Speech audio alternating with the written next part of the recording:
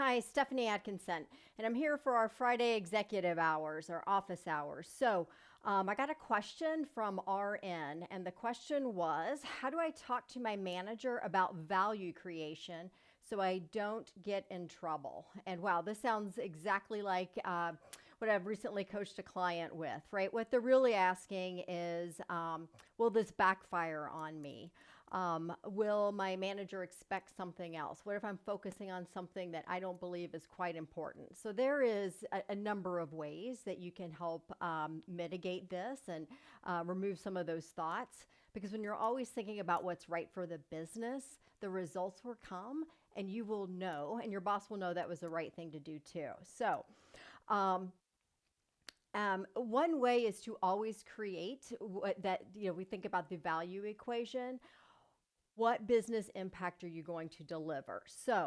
Um, Recently, a client I know, she was working, spending, and this is an executive level, spending a ton of time working on, really, it was around a customer and the amount of AR issues that they were having.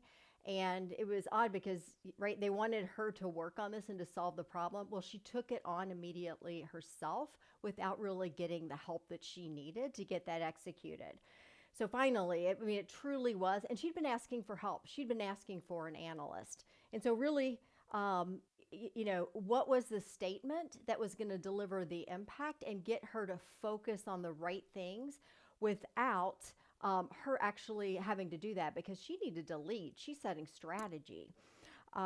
She's got managers who lead teams. So literally what she did approach her manager with was, hey, I want to make sure that I am spending my time on delivering the highest possible impact. And I know I've been asking for this role, but let me tell you what I'm going to deliver.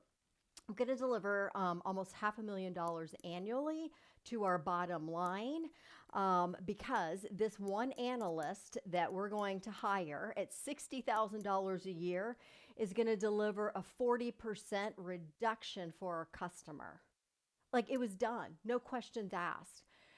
So when you think about reprioritizing and putting your time and effort that will create the most value for your organization and create the business impact, how you say it does also matter.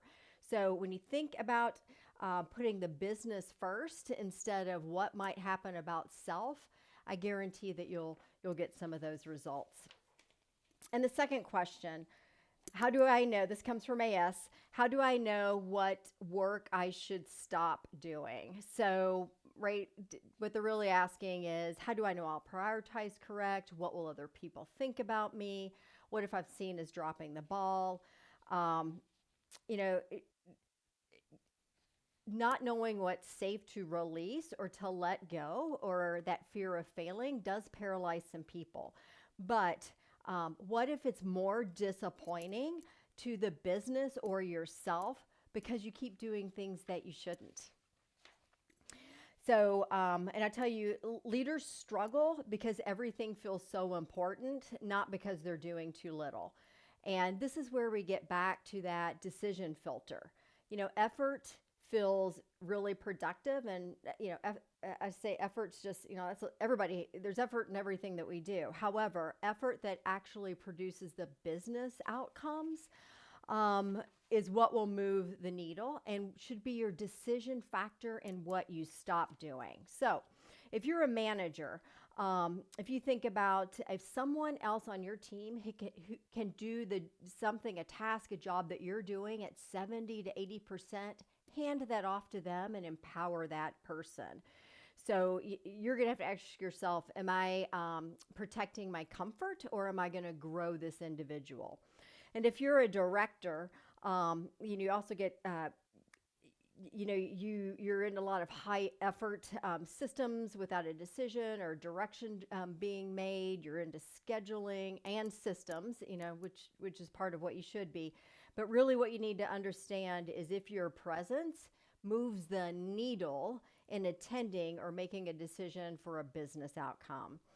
And then for VPs, when execution systems aren't working, that is going to create dependency instead of leverage. So you need to ask yourself, what must exist without me so that results can happen? And once you identify what those are, that's what you should be spending your time on to fix, or bring someone, your plus one. I always call that somebody on your team, maybe your first team that you're developing, along with you to get that so you can lead at the level that you need to. So those are the two questions. Keep sending your questions in to me, and happy to answer those.